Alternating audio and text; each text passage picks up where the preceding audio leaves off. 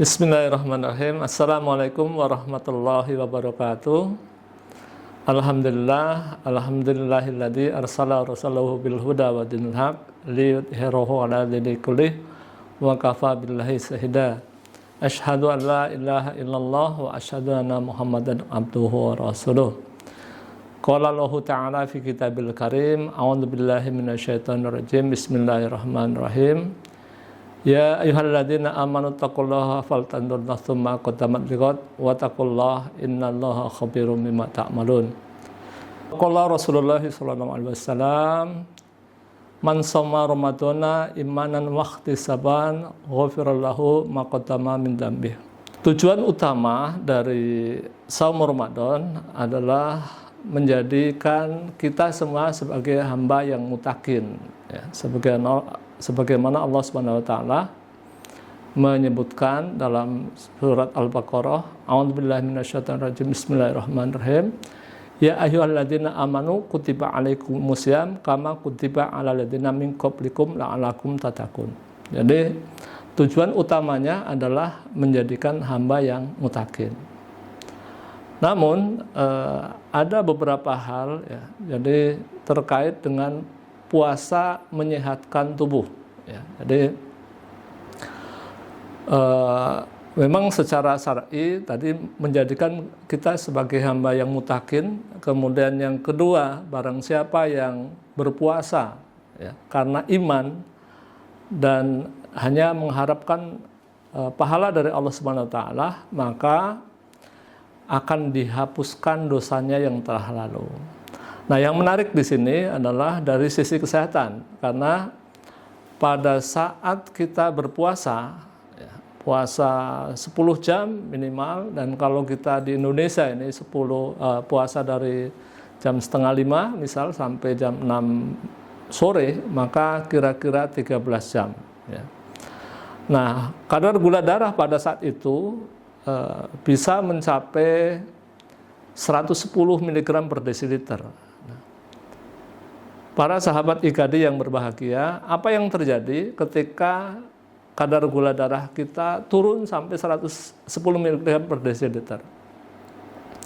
Ada yang penelitian menarik, ya,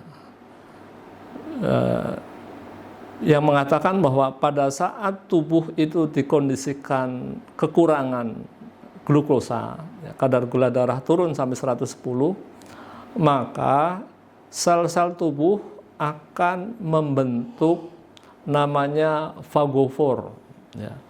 Fagofor ini satu membran ganda yang fungsinya untuk merombak, ya, sel-sel yang rusak atau bagian yang rusak, kemudian dibungkus, ya, dibungkus. Nah, kemudian membentuk fagosom, organel yang fungsinya untuk memakan bagian-bagian sel yang rusak.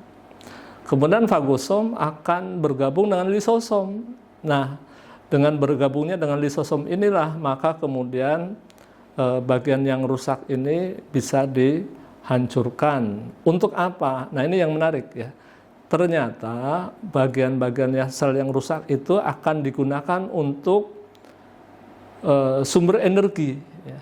Jadi di situ ada protein, ada lemak yang digunakan oleh sel tubuh untuk menjadi sumber energi. Nama proses metabolismenya itu disebut dengan pembentukan glukosa baru, ya, dari bahan lemak atau protein yang disebut dengan gluconeogenesis.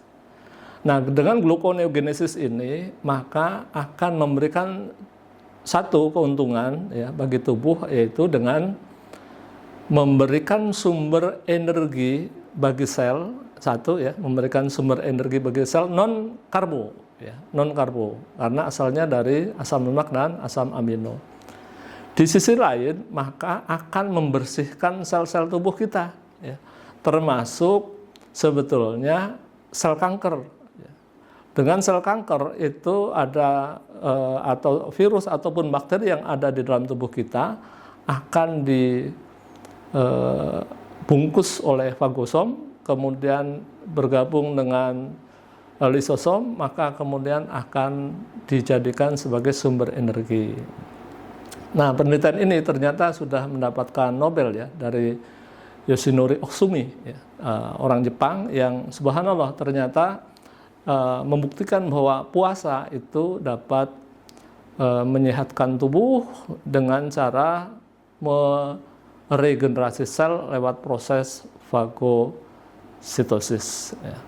Nah, apalagi kalau kemudian saum kita selama 1 bulan, ya. Jadi maka tentunya tubuh kita akan didesain untuk menjadi bersih secara hati itu, tetapi ternyata juga bersih secara sel. Ya. Jadi luar biasa ya. Jadi saum yang diwajibkan ini tadi kita mendapatkan predikat takwa, ya. Kemudian dihapuskan dosa-dosanya selama setahun yang lalu. Tetapi secara kesehatan, subhanallah, ternyata saum juga akan merangsang sel-sel tubuh kita untuk kemudian menjadi sel yang bagian yang rusak ataupun yang mati, kemudian akan dibersihkan oleh sistem tubuh lewat proses namanya fagositosis. Demikian apa yang bisa saya sampaikan. Mudah-mudahan kita bisa atau sahabat IKADI dapat memperoleh hikmahnya. Ya. Jadi dengan puasa kita dapat mendapatkan pahala tentunya. Ya. Yang kedua menjadi hamba yang mutakin. Yang ketiga dihapuskan dosa-dosanya. Dan yang keempat kita mendapatkan kesehatan.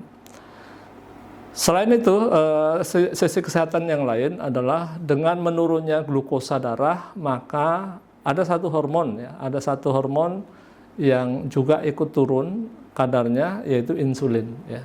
Di mana biasanya dengan kadar gula darah tinggi pada saat kita makan, maka produksi insulin ditingkatkan, sekresi insulin ditingkatkan, sehingga pada saatnya pankreas tidak mampu lagi menghasilkan insulin dan pada saat itu akan memacu timbulnya diabetes mellitus atau kencing manis.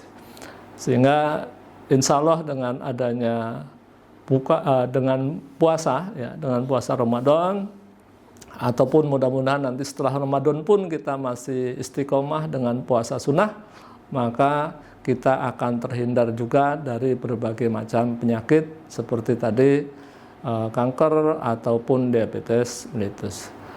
Demikian al-haqqu min rabbik wa la takunanna minal mumtarin. Wassalamualaikum warahmatullahi wabarakatuh.